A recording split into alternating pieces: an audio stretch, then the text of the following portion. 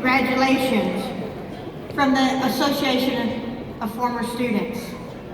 But now, my pleasure to welcome Mr. Porter S. Garner III, class of '79, President and CEO of the Association of Former Students.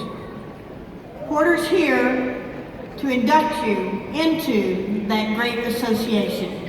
Porter.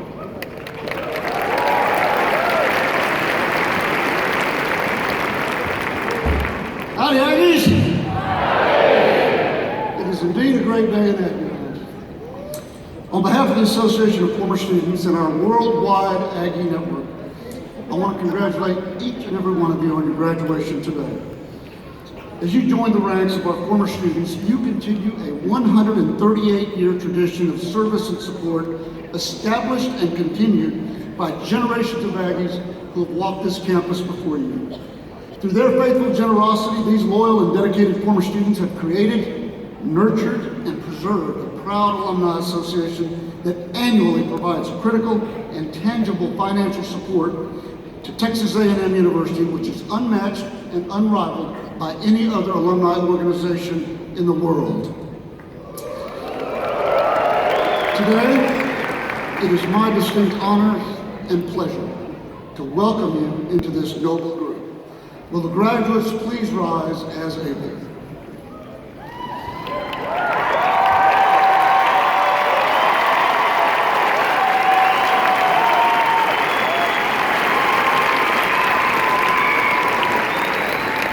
The association you inherit today was founded and exists to promote the interests and welfare of Texas A&M University and to perpetuate the ties of affection and esteem formed during college or university days.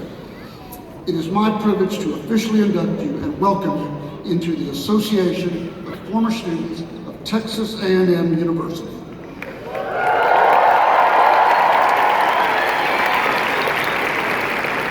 To signify this important transition, I ask each of our graduates here today to take a moment and look at your cherished Aggie ring. Our ring is a representation of our core values of excellence, integrity, leadership, loyalty, respect, and selfless service, and a reminder of the vast Aggie network to which we all belong. And since earning your ring, your class year has faced you. At this time, I'd ask each of you to remove your ring and turn it around so that your class year now points outward, ready to greet the world.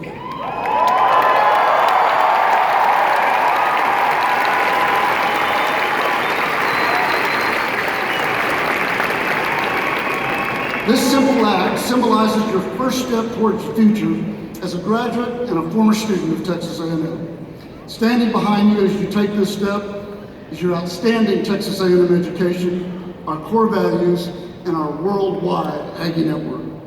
As you pursue life's journey, wear your Aggie ring with pride, and remember that you are forever a Texas Aggie. We encourage you to stay connected to Texas A&M through the Association of Former Students by making your annual contributions, joining and serving a local A&M club, and participating in muster and indeed your class activities. I invite you to join us this weekend at the Clayton W. Williams Jr. Alumni Center, your home on the Texas A&M campus now. Or visit us online at aggienetwork.com and see how you can remain involved with Texas A&M. Future generations of Aggies are now counting on you for your support. I know you will be there for them, just as Aggies have been there for you. My sincere congratulations to each and every one of you. Gig 'em Aggies. Please be seated.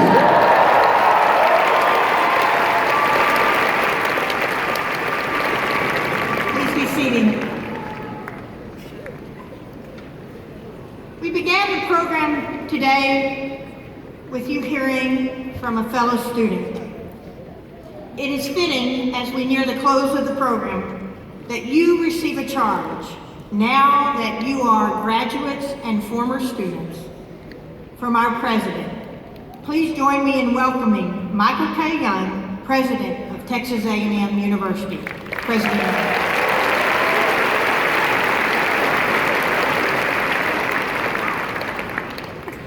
Class of 2017, congratulations.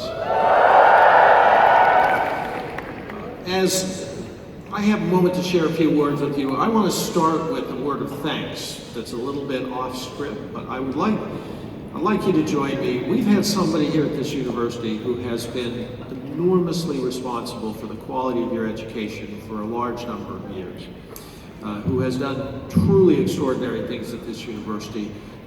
As we look at our path to greatness, she has in many ways been one of the primary people responsible for putting us on that. And every class you sat in, every opportunity you had for innovative educational experiences, she had a hand in. And that's Dr. Karen Watson.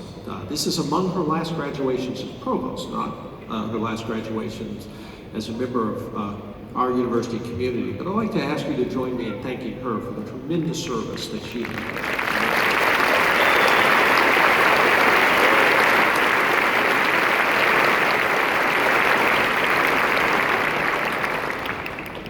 Now, there are other people who I think deserve a little bit of thanks today. We've had an opportunity to thank many who have been responsible for parts of your education, but there's some people who are very special, and we recognize how special they are in getting all of us to the point we are here today.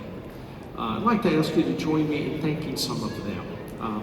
We know that mothers, grandmothers, often have a very important role in helping everybody get to where they are right now. I wonder if all the mothers, grandmothers, aunts, anyone feeling particularly maternal towards the students would stand up and let us thank them. Thank you.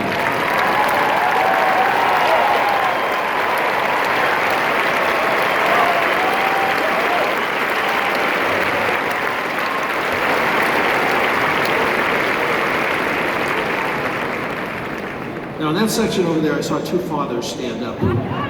You deserve thanks, but don't listen to instructions well. I understand that. But I would like to ask for fathers, grandfathers, anyone with paternal instincts towards students, stand up and let us thank you for your contribution to bringing these people together.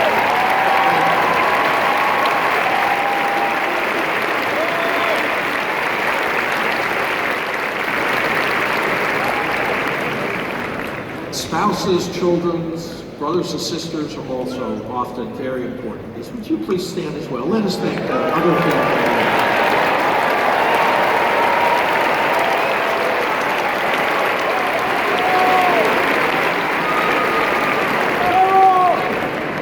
And I hope all of you up there feel the appreciation and thanks that's coming from down here.